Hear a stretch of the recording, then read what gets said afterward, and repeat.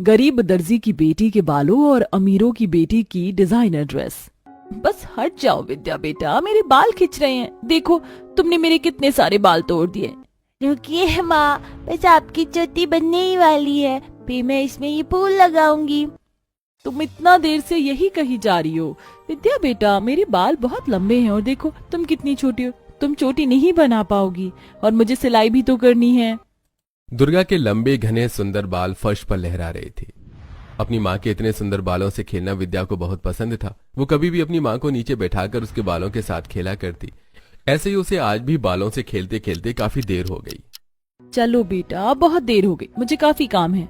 दुर्गा ने इतना कहा ही था कि तभी वहां पर उसकी अमीर पड़ोसन सुनैना आई और उसे इस तरह बाल खोले बैठे देखकर गुस्से से बोली, ये क्या दुर्गा बहन, कपड़े सिलने के बजाय अपनी बेटी के साथ खेलने में लग रही हो।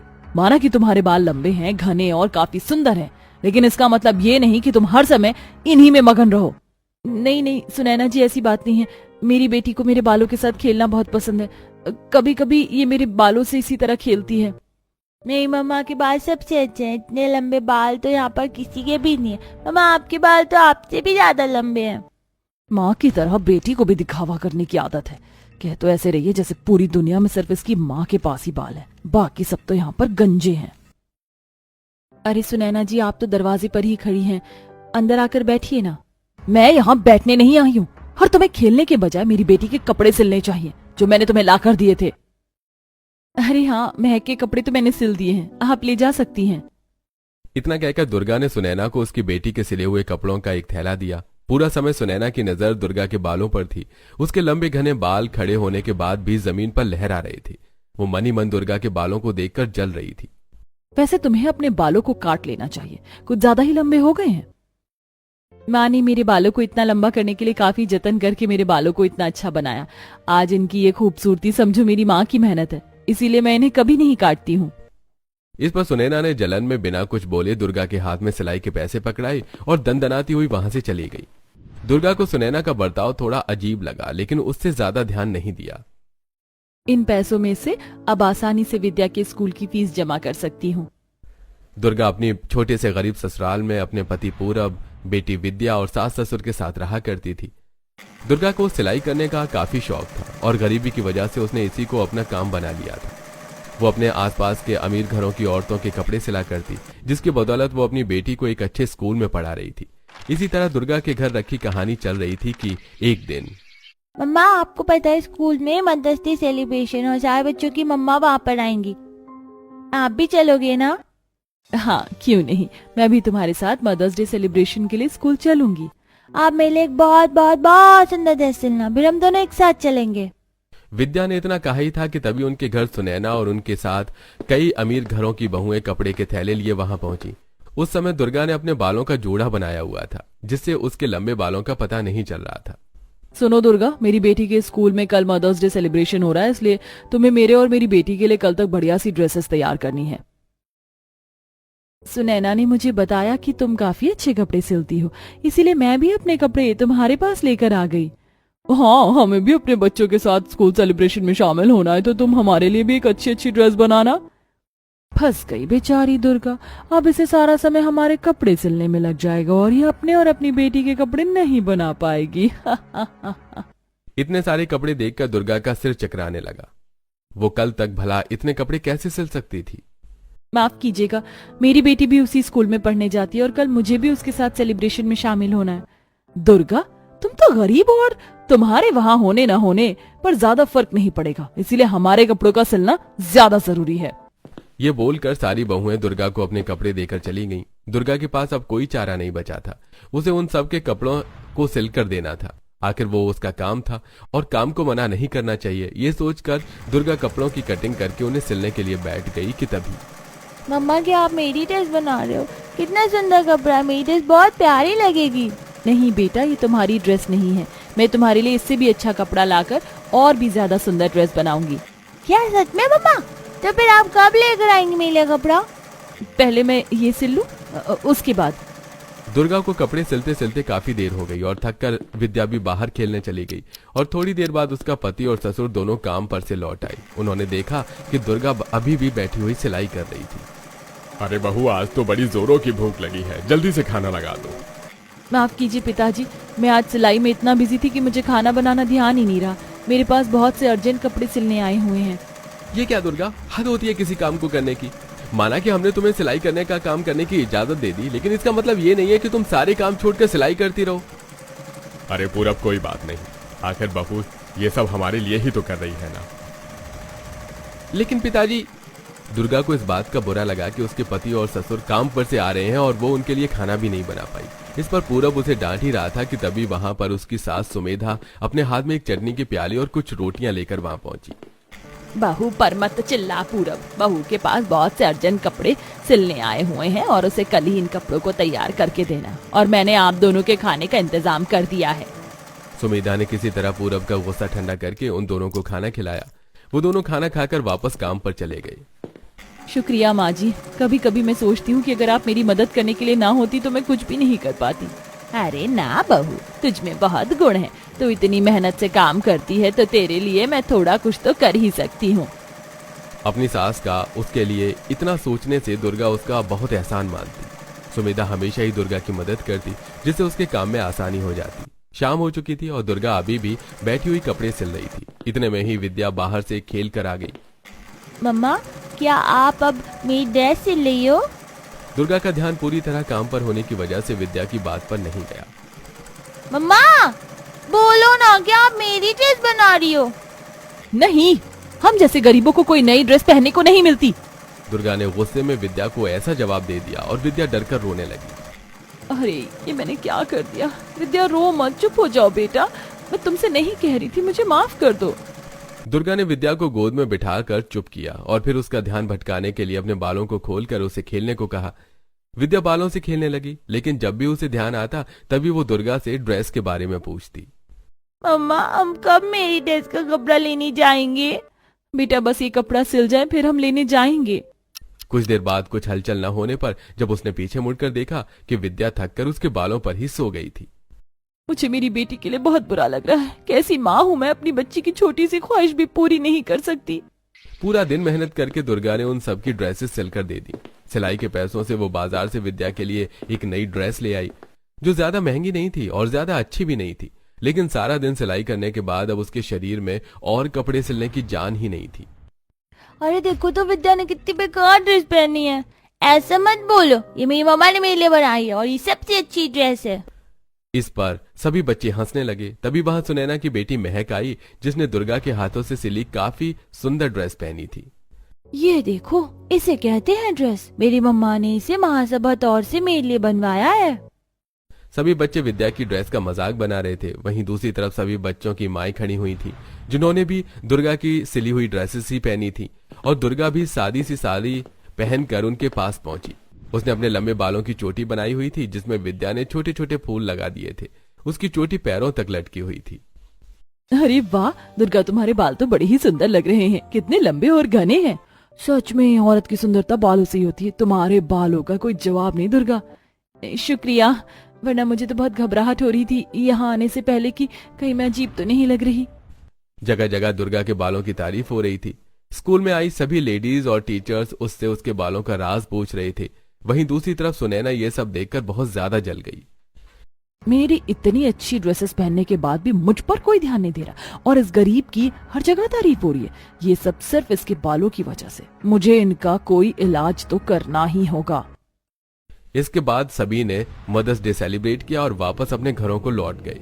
घर जाकर विद्या ने दुर्गा को बताया कि कैसे स्कूल के सारे बच्चे उसका मजाक बना रहे थे। इस बात पर विद्या काफी गुस्से में थी और उसने सारा दिन दुर्गा से बात नहीं की। वहीं दूसरी तरफ सुनैना बाल दुर्गा जैसे बाल पाने के लिए न जाने क्या क्या जतन कर रही थी। कभी वो महंगे तेल लगाती तो कभी ब्रांडेड शैम्पूज, लेकिन वो सब करने पर भी उसको कोई अच्छा रिजल्ट नहीं मिला। हद है, इतने जतनों के बाद भी मेरे बालों पर कोई असर नहीं हो रहा। इसी तरह मेरी बेटी के बाल हैं, इतने पतले हैं। ये भगवान, मेरे नहीं तो कम से कम मेरी बेटी के बाल तो अच्छे बना देते। सुनैना की लाख कोशिश करने पर भी उसे कोई फायदा नहीं हुआ। फिर उसके मन में छल कपट आ गया और उसने अपने बालों को अच्छा करने के बजाय दुर्गा के बालों के साथ कुछ करने की सोची। अगले दिन वो कुछ कपड़े लेकर दुर्गा के घर गई, जहां उसने देखा कि दुर्गा जमीन पर बैठकर अपने बाल काट रही थी। हमेशा की तरह उसके बाल जमीन पर बिखरे हुए थे। ज्यादा घमंड है ना इसे अपने बालों पर। आज मैं इसके बाल और इसका घमंड दोनों ही खत्म कर दूंगी। अरे दुर्गा बहन, क्या कर रही हो? अरे सुनैना जी, आइए बैठिए, कहिए कैसे आना हुआ? वो दरअसल मैं कुछ कपड़े ही लेकर आई थी। कुछ दिन बाद ना मैं अपने मायके जा रही हूँ, तो मैंने सोचा क्यों ना थोड़े बहुत नए कपड़े सिलवा कर ले जाऊं। हाँ हाँ, क्यों नहीं, बताइए क्या सिलवाना है आपको? फिर सुनैना ने दुर्गा को कपड़े दिखाए और जब दुर्गा सभी कपड़ों को देख रही थी तभी सुनैना ने मौका देखकर थैले से कैंची निकाली और दुर्गा के आधे बाल काटकर छोटे कर दिए और आधे बाल लंबे ही छोड़ दिए। जल्दी से उसे कपड़े का नाप देकर वहां से भाग निकली। कुछ देर बाद दुर्गा ने अपने बाल बांधने के लिए जैसे ही अपने बालों को पकड़ा, अरे नहीं, मेरे बाल, हे भगवान, ये किसने किया? दुर्गा की तेज आवाज सुनकर सुमेधा दौड़कर उसके पास पहुंची। क्या हुआ बहू? देखिए ना बाजी, किसी ने मेरे बाल काट दिए, आधे बालों को छोटा कर दिया। हे भगवान, किसने किया ये सब? क्या घर में कोई आया था? सुमेधा के ये बोलने पर दुर्गा को ध्यान आया कि थोड़ी देर पहले सुनैना उसके घर आई थी। तब तक उसके बाल बिल्कुल सही थे। दुर्गा को समझ आ गया कि हो ना हो सुनैना ने ही उसके बाल काटे हैं, लेकिन वो कुछ नहीं कर पाई क्योंकि उसके पास इस बात का कोई सबूत नहीं था। दुर्गा को अपने आधे बचे लंबे बाल भी काट कर छोटे करने पड़े और अब उसके बाल सिर्फ आधी कमर तक ही रह गए थे। वो अपने बालों को फेंकना नहीं चाहती थी, इसलिए उसने उन्हें एक थैले में करके अलमारी में रख दिया। लेकिन क्या अब उनसे कोई फायदा होने वाला था? विद्या भी अब काफी दुखी थी। उससे अपनी माँ के लंबे बालों की याद आ रही थी जिसने वो घंटों खेला करती थी।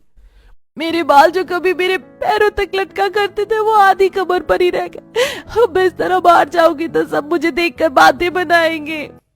बड़ी मुश्किल से दुर्गा बाजार जाने के लिए घर से बाहर निकली। रास्ते की सभी औरतें उसके बालों को देखकर हैरान होने लगी। अरे जरा देखो तो सही, क्या ये दुर्गा ही है? इसके बालों को क्या हुआ? ऐसी क्या मजबूरी आ गई कि इसने अपने इतने सुंदर बाल कटा दिए? मेरे पास अगर इसके जैसे बाल होते तो मैं उन्हें किसी को हाथ भी ना लगाने देती और ना ही खुद उनके साथ कुछ करती। पूरे रास्ते जाते आते दुर्गा को ऐसी ही बातें सुनने को मिली। फिर दुर्गा ने देखा कि थोड़ी दूरी पर लोगों की भीड़ लगी हुई थी। दुर्गा ने भी वहां पहुंचकर देखा तो वहां पर एक बोर्ड पर स्कूल की तरफ से होने वाली मॉडलिंग प्रतियोगिता के बारे में लिखा था। वो प्रतियोगिता विद्या के स्कूल से ही की जा रही थी, जहां पर दूसरे स्कूल के बच्चे और कुछ फैशन डिजाइनर भी आने वाले थे।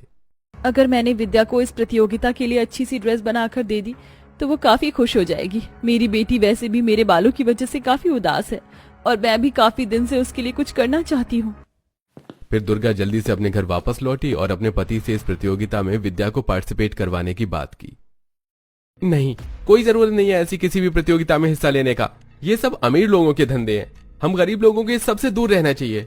मान जाइए ना, मैं अपनी बेटी के लिए कभी समय नहीं निकाल पाती, इसी वजह से वो बहुत दुखी रहती। और उसने मुझे बताया कि मदर्स डे पर भी बच्चों ने उसका काफी मजाक बनाया था।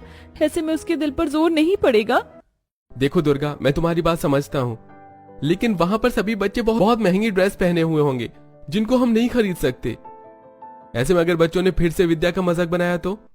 नहीं, मैं ऐसा बिल्कुल भी नहीं होने दूंगी। अगर मेरी बेटी उस प्रतियोगिता में जाएगी तो मैं उसके लिए एक बहुत अच्छी ड्रेस तैयार करूंगी। देखो दुर्गा, मुझे इस सब में साथ देने की बिल्कुल भी उम्मीद मत रखना। मैं कुछ नहीं कर पाऊंगा। यह कहकर पूरब दुर्गा को बेबस छोड़कर चला जाता है। वहीं सुमेधा उसके पास पहुंची। तू फिक्र मत कर बहू, अगर तू चाहती है तो तू इस प्रतियोगिता में हिस्सा जरूर लेगी और विद्या के लिए एक अच्छी ड्रेस भी बनाएगी। गांव के सभी अमीर लोग डिजाइनर से कपड़े बनवा रहे थे, जिसकी वजह से दुर्गा का सिलाई का काम भी रुक गया और उसके पास अब पैसे भी नहीं थे। लेकिन फिर भी दुर्गा ने सुमेधा की बात याद करते उस प्रतियोगिता में हिस्सा ले लिया और फिर घर आकर उसने ड्रेस बनाने के लिए अलमारी में सामान ढूंढा, लेकिन वहां पर सिर्फ उसकी पुरानी साड़ियां ही रखी हुई थी। फिर तभी उसके हाथ उसके कटे हुए बालों का थैला लगा। मेरे बाल अभी भी यहाँ रखे हुए हैं, मुझे अब इन्हें फेंक देना चाहिए, लेकिन मैं इन्हें फेंक नहीं पाऊंगी। बहू, कलाकारी की कोई सीमा नहीं होती। एक कलाकार को अच्छे सामान की हमेशा जरूरत नहीं होती। दुर्गा को सुमेधा की बात सुनते ही आइडिया आ गया कि अब वो अपने कटे बालों को काम में लेकर विद्या के लिए एक अनोखी और लेकिन सुंदर ड्रेस बनाएंगी। फिर क्या था, दुर्गा ने विद्या को अपने पास बुलाकर उसका नाप लिया और उसे बताया कि वो उसके लिए एक अच्छी ड्रेस सिलने वाली है। नाप लेने के बाद उसने अपनी एक नई साड़ी ली और उसे काट कर उसे एक गाउन तैयार किया और फिर उसने उस पर डिजाइनिंग करने के लिए अपने बाल लिए। उसने बालों की चोटियां बनाकर उस ड्रेस पे स्ट्रैप्स बनाई और उसकी पेटी पर बालों के फूल बनाकर लगाई, जिन पर उसने रंग बिरंगी डाई की और फिर घेर पर लंबे लंबे बाल लगाए। साथ ही उनमें कुछ मोतियों का टच दिया और अब विद्या की ड्रेस तैयार हो चुकी थी। मुझे तुझ पर बहुत नाज है बहू। मुझे यकीन था कि तू कुछ ना होते हुए भी बहुत कुछ कर सकती है। इस ड्रेस को देखकर लगता है कि प्रतियोगिता हमारी विद्या ही जीतेगी। क्या सच में माँ जी? मुझे थोड़ा अजीब लग रहा है क्योंकि किसी ने भी बालों की ड्रेस नहीं बनाई होगी, इसीलिए तो तेरी ड्रेस सबसे ज्यादा यूनिक है। दुर्गा का मन अभी भी घबरा रहा था। इसी वजह से उसे सारी रात नींद नहीं आई और अगले दिन सुबह ही प्रतियोगिता थी। विद्या को उठाकर सुमेधा ने उसे प्रतियोगिता के लिए तैयार किया। उसने उसे वहीं अपने कटे हुए बालों की ड्रेस पहनाई और उसे अच्छे से तैयार किया। विद्या ने जब ड्रेस को ध्यान से देखा, मम्मा क्या आपने ये ड्रेस बालों से बनाई है? हाँ बेटा, इस ड्रेस के लिए तेरी माँ ने अपने बालों की कुर्बानी दी है और तू इस ड्रेस को पहनकर बिल्कुल छोटी सी बाल परी लग रही है। फिर दुर्गा विद्या को अपने साथ प्रतियोगिता में लेकर गई, जहां पर दूसरे स्कूल के बच्चे भी आए हुए थे और सभी ने काफी अच्छे कपड़े पहने हुए थे। वहां पर सुनैना और उनकी बेटी महक भी थी, जिसने काफी सुंदर डिजाइन ड्रेस पहनी हुई थी। फिर सभी बच्चियों ने अपनी ड्रेसेस पहनकर रैंप वॉक की और जैसे ही आखिर में विद्या अपने बालों से बनी ड्रेस पहनकर आई तो दुर्गा का दिल फिर से जोर से धड़कने लगा। ये क्या, बालों की ड्रेस? वाओ, मैंने कभी नहीं सोचा था कि बालों से भी इतनी अच्छी ड्रेस बनाई जा सकती है। इस पर सभी दंग रह गए और डिजाइनर ने दुर्गा को स्टेज पर बुलाया और तारीफ करते हुए विद्या को प्रतियोगिता का विजेता घोषित किया। दुर्गा को इस बात पर जरा भी विश्वास नहीं हुआ।